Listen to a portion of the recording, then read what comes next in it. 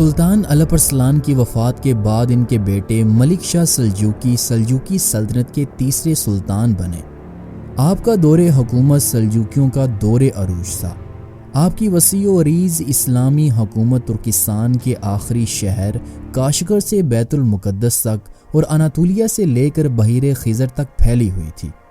اس مملکت میں ترکستان، خوارزم، دہستان، خراسان، کہیسان، مکران، کرمان، کردستان، موجودہ ترکی کا بڑا حصہ، شام، عراق، کویت، عمان اور حجاز کے علاقے شامل تھے۔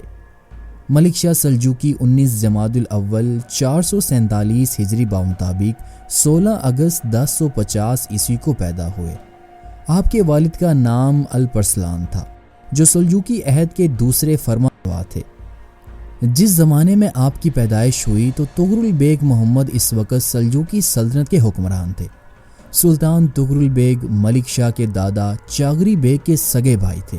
اس وقت سلطان طغرل بیگ نے چغری بیگ کو جیہون سے نیشا پور کے وسیع و عریض علاقے کی حکمرانی سونپ رکھی تھی۔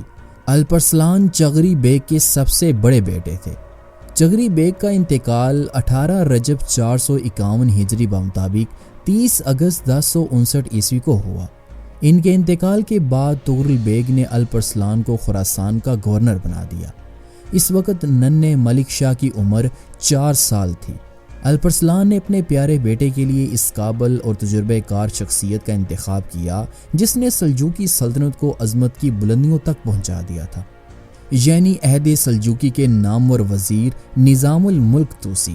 یہ حقیقت ہے کہ سلجوقی دور کو عروج پہنچانے میں نظام الملک طوسی کا نہایت اہم کردار ہے۔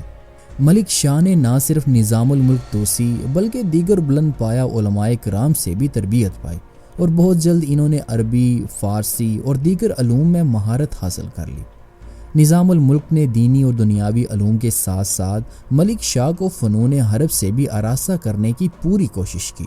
چنانچہ صرف 10 سال کی عمر میں ملک شاہ کو شہ سواری، شمشیر زنی، تیر اندازی اور نیزہ بازی پر کامل عبور حاصل ہو چکا تھا۔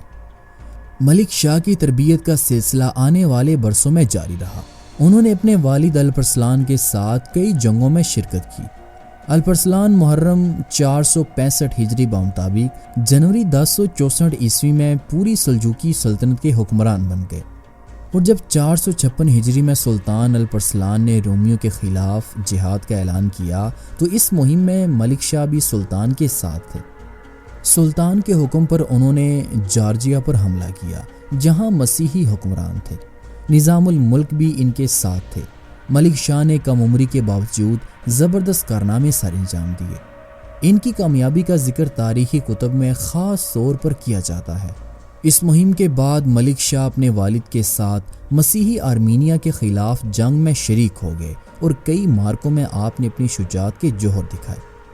10 ربیع الاول 465 ہجری بمطابق 24 نومبر 1072 عیسوی کو سلطان الپ ارسلان کی شہادت کے بعد بار حکومت ملک شاہ کے کندھوں پر ڈال دیا گیا۔ اس وقت ان کی عمر صرف 18 سال تھی۔ مملکت کی باغ ڈور سنبھالنے کے بعد انہیں سلطان العادل، جلال الدولہ اور ابو الفتح کے القاب دیے گئے۔ ملک شاہ کے والد الپ ارسلان نے قبل ازیں اپنی زندگی میں ملازگرد کی جنگ میں کیسر روم اور روماناس دیوجانس کو شکست سے فاش دی تھی، جس کے بعد روماناس ان کا مطیع اور فرما بردار بن گیا تھا۔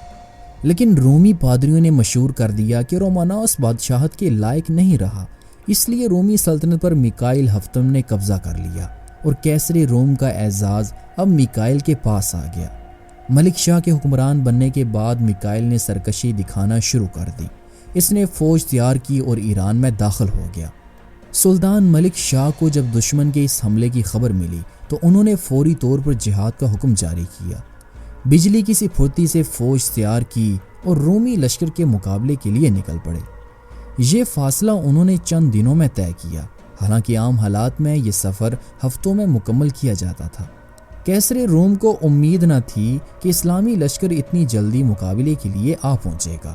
وہ مسلمانوں کی شجاعت اور بے خوفی سے بڑا مرعوب ہوا۔ اس نے سلطان کی تمام شرائط تسلیم کر لی اور اپنی فوج سمیت واپس چلا گیا۔ سلجوقی حکمرانوں کی ایک خوبی یہ ہے کہ انہوں نے خلافت کے احترام کو قائم رکھا اور برسر اقتدار آنے کے بعد ہمیشہ خلیفۃ المسلمین سے اپنے اقتدار کی سند حاصل کی۔ ملک شاہ نے بھی صفر 466 ہجری بمطابق اکتوبر 1073 عیسوی میں انہوں نے اپنے سفیر بغداد روانہ کیے، جنہوں نے خلیفہ سے ملاقات کی۔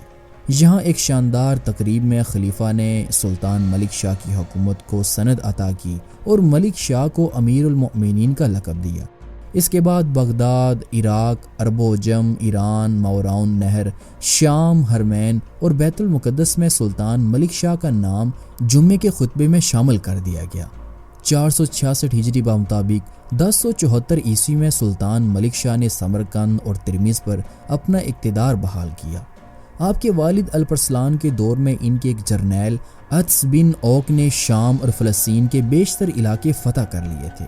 ملک شاہ کے حکمران بننے کے بعد 1075 عیسوی میں عطس نے دمشق کو بھی فتح کرنے کی کوشش کی، لیکن وہ اس میں کامیاب نہ ہو سکے۔